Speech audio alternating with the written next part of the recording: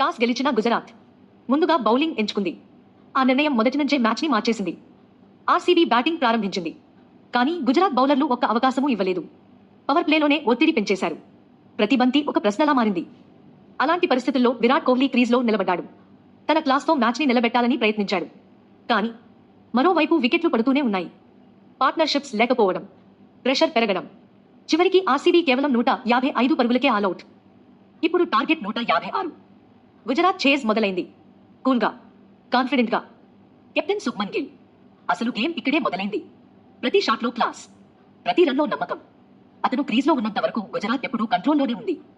మధ్యలో ఆర్సీబీ కొంత రీఎంట్రీ ఇచ్చింది. కొన్ని వికెట్లు తీసి టెన్షన్ పెంచింది. స్టేడియంలో ఒకసారిగా సైలెన్స్. మ్యాచ్ టర్న్ అవుతుందా అనిపించే మూమెంట్. కానీ ఛాంపియన్స్ ఎప్పుడు బ్యాక్ అవ్వరు. గుజరాత్ ప్లేయర్స్ ప్రెషర్ను హ్యాండిల్ చేసి ఒక్కో స్టెప్గా టార్గెట్కి దగ్గరయ్యారు. చివరి క్షణాలు, హార్ట్ బీట్ పెరిగే టైం, మరియు ఒక సాలిడ్ ఫినిష్. గుజరాత్ టైటాన్స్ 4 వికెట్ల తేడాతో విజయం సాధించింది. ఇది ఒక మ్యాచ్ కాదు, ఇది డామినేషన్. గుజరాత్ స్ట్రాంగ్ స్టేట్మెంట్ ఇచ్చింది. కి మాత్రం కఠినమైన లెసన్. ఇప్పుడు ప్రశ్న ఒకటే, ఆర్సీబీ లేక గుజరాత్ ఇదే జోష్ కొనసాగిస్తుందా? Stay tuned. అసలు ఐపీఎల్ మజా ఇప్పుడే మొదలైంది.